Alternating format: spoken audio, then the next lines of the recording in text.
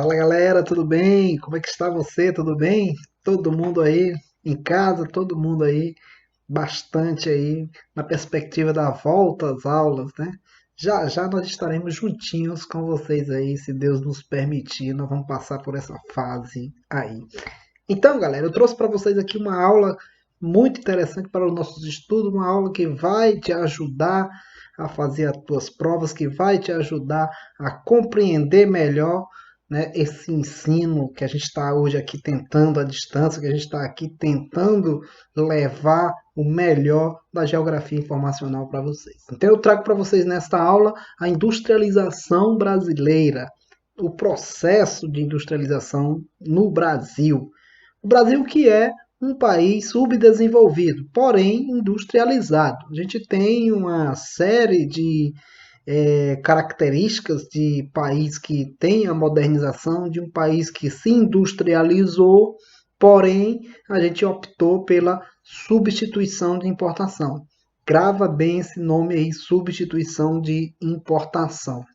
O que é isso? Ou seja, nós não participamos daqueles ciclos de revoluções industriais. O que nós fazemos hoje, o que aconteceu no Brasil foi o processo de industrialização tardia, retardatária. Nós apenas substituímos as importações para produzir, para montar produtos de empresas que já têm suas matrizes, né, em países desenvolvidos. Só lembrar que esse processo inicia após a Segunda Guerra Mundial, né, onde um novo processo de industrialização se expande no mundo com a chamada desconcentração industrial, onde a indústria sai do seu país de origem e monta filiais em países, né? A gente considera país subdesenvolvido, mas na realidade é emergente. País que já tem um mercado consumidor, país que já criou uma infraestrutura, país que já é razoavelmente uma economia significativa, que no nosso caso o Brasil, a Argentina, México, os tigres asiáticos, esses países todos eles tiveram o processo de industrialização tardia. Só que vale bem diferenciar. Brasil, Argentina, México optou por substituição de importação. E já os tigres asiáticos, a China, eles trabalharam mais com o processo de plataforma de exportação, né? Eles se industrializaram na realidade para exportar, enquanto o Brasil para substituir o que ele importava, né? Mas isso a gente vai levando também um processo que durou algum tempo, isso é recente para a nossa estatística econômica, né? O Brasil durante muito tempo foi um país agrário, ele continua ainda sendo um país de exportação de produtos primários, né? É o que pesa mais no PIB nacional, mas ele também já hoje exporta também produtos industrializados, né? Alguns produtos aí que também são destaque. Para isso nós tivemos algumas fases, né, de industrialização que a gente volta a dizer, industrialização tardia, industrialização retardatária, que foi recentemente industrializada. Então, a primeira fase de industrialização que o Brasil teve foi no século XIX, onde não teve grande repercussão, né, onde foi um fraco desempenho no setor industrial, né, e nesse período se destacou a indústria têxtil, que eram praticamente máquinas que já eram ultrapassadas, né, era praticamente para atender a necessidade. O Brasil já tinha um mercado consumidor bem maior, né? Então, para atender essas necessidades. Lembrando que as atividades primárias sempre tiveram presente na economia brasileira, né? Açúcar, café, aí a gente entra com a cafeicultura, que foi uma importante atividade que levou o quê? A cafeicultura ela foi muito interessante, por quê? Porque você tem a transição da mão de obra escrava para a mão de obra assalariada. Aí o que, que acontece? Essa mão de obra assalariada ela repercute no mercado, ela gera consumo, ela gera produção. E outra coisa que a mão de obra assalariada trouxe na produção cafeeira foram os imigrantes, né? Que vieram para o Brasil, né? Com aquela propaganda, vamos trabalhar, no Brasil tem emprego, né?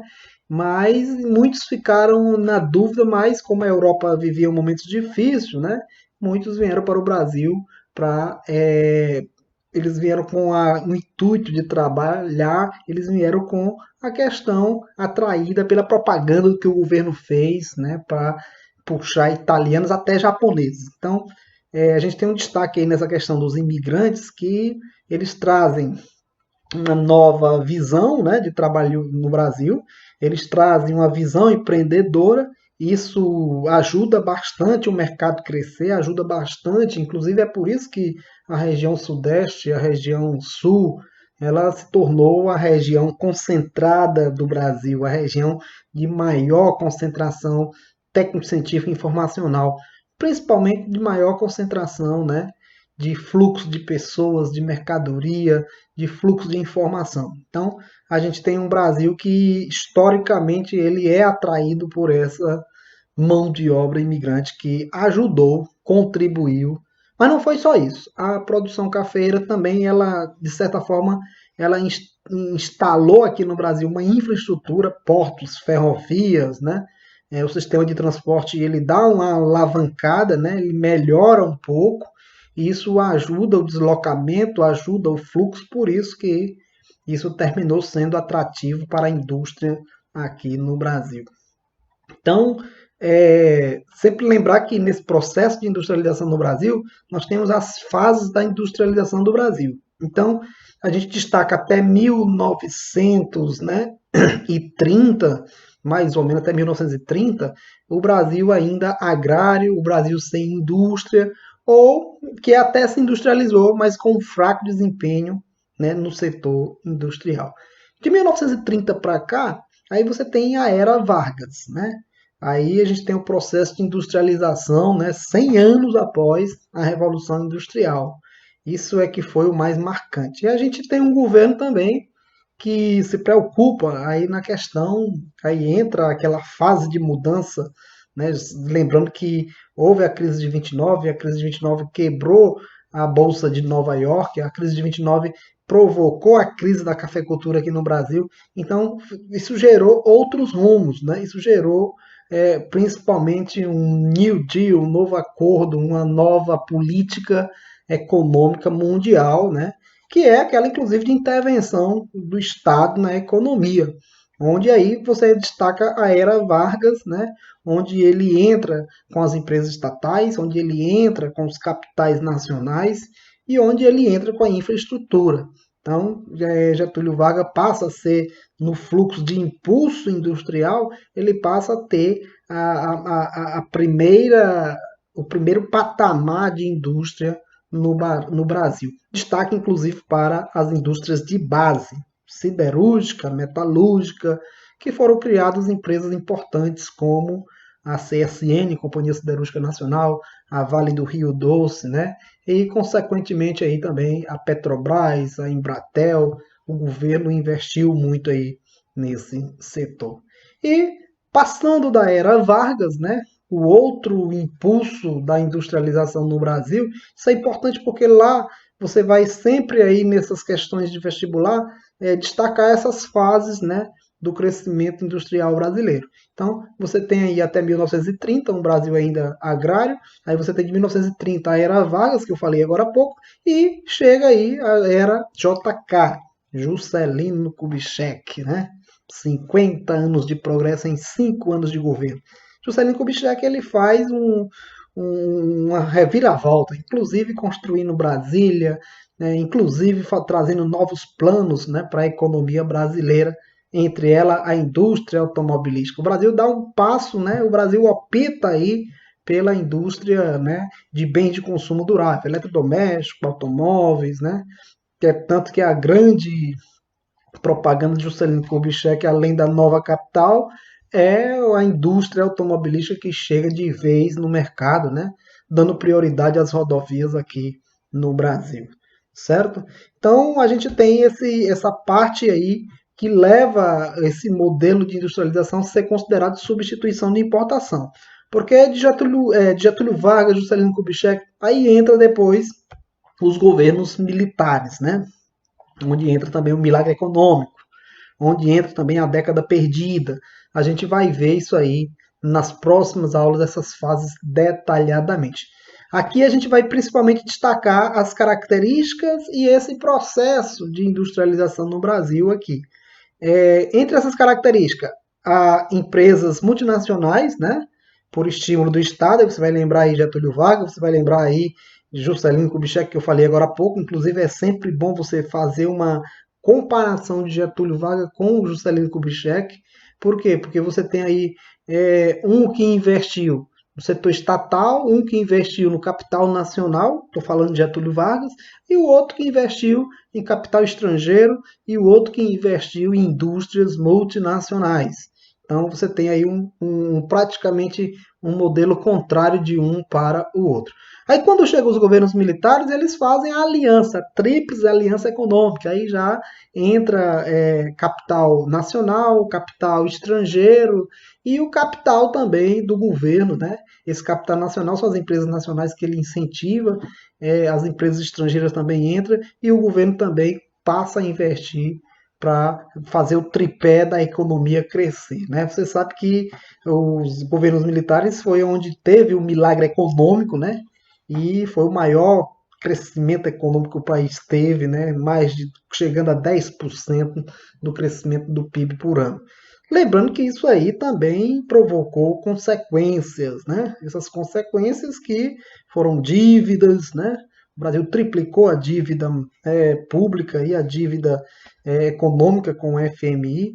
Isso aí também provocou uma série de descontrole, né, econômico, como inflação, né? Aí é que logo depois do milagre econômico vem a década perdida, a década de 80, onde o Brasil não teve mais nenhum crescimento. Quer dizer, foi do pico, subiu, cresceu e aí apagou, passou quase uma década aí apagada. E aí a gente vai dar continuidade aí quando chega no final da década de 80, a década de 90, né? Final aí na metade da década de 80, o fim da ditadura militar, a gente sabe disso aí, é um processo de redemocratização, né? E aí a gente começa uma nova fase do processo industrial brasileiro, 1990, né? Onde a gente inicia aí o governo neoliberal de Fernando Collor de Mello. E a gente também tem um processo de até começa a reestimular uma economia que estava falida, que estava apagada, hiperflacionada, né? O Brasil, como o nome diz, era década perdida mesmo, não tinha muita pobreza, desigualdade, quer dizer, o luxo do crescimento econômico militar que teve levou uma enorme desigualdade dentro do país. Então, de 1990 para cá, e aí a gente vai chegar aí Fernando Collor, impeachment, e entra aí Itamar Franco, e aí a gente sabe que é onde vai parar isso aí até o plano real, onde o Brasil se reestabiliza. Lembrando para vocês também que a década de 90 é o processo que aqui dentro do país começa a desconcentração industrial brasileira, né? Sai da região sudeste, onde já estava desgastado, altos impostos, sindicalizado, e as indústrias procuram, inclusive o interior de São Paulo, inclusive o interior do Rio de Janeiro, de Belo Horizonte, e até mesmo outras regiões como o Nordeste brasileiro. Esse processo é conhecido como desconcentração industrial, que tem início a partir da década de 1990. A gente também teve aqui o principal fator que o Brasil trouxe essa industrialização foi o investimento do Estado na infraestrutura. Lembrando aí que eu já falei de Juscelino Kubitschek, criou o plano de metas. É um plano muito interessante porque ele dá uma reviravolta, né? Muda capital, investe em energia, porque se ia chegar eletrodoméstico tinha que ter energia, né? Se ia chegar carro tinha que ter estradas, né? E quem faz bem, você sabe que o governo de Juscelino Kubitschek, até, apesar de ser curto, né? Mas ele conseguiu ainda fazer muita coisa, porque o que se concretizou depois foi com os governos militares, né? Com o projeto de integração no Brasil, tinha até inclusive o nome do projeto Integrar para não entregar, integrar as regiões, os militares também, eles dão um amplo planejamento de desenvolvimento econômico, criando aí as superintendências, Sudan, Sudene, Sudeco, que são superintendências de desenvolvimento regional, Sudene do Nordeste, Sudã da Amazônia, e assim cada região teve os seus projetos de crescimento econômico. certo? E o Brasil também entra nesse milagre econômico nas grandes obras de infraestrutura, né? Entre elas aí as grandes usinas hidrelétricas. Basta lembrar aí também da usina de Itaipu, na binacional Itaipu, que foi construída totalmente pelo Brasil, né? E foi depois fechado um acordo com o Paraguai para dividir aí as despesas. Vamos para frente que nós também destacamos aqui a matriz do interesse estratégico para o Brasil e a capacidade atual da indústria brasileira. O que é que a gente observa nesse quadro aqui, né? Que a gente tem os interesses estratégicos, que a gente tem a maturidade da indústria brasileira. Então, dentro da maturidade da indústria brasileira, o que está de grande apenas aqui? O agrobusiness, né? Que é o agronegócio. Né? O Brasil vive também, agora na atualidade, a grande característica do desenvolvimento, né, do agronegócio, que cresceu muito, né, que é o principal produto do PIB brasileiro, é o que mais aí emprega também dentro do setor. Cresceu demais nos últimos anos esse agrobusiness, por isso que a gente coloca aqui como o que está maduro, o que deu certo no Brasil por enquanto, que está de grande tamanho, é o agronegócio. A gente pode chamar de agronegócio.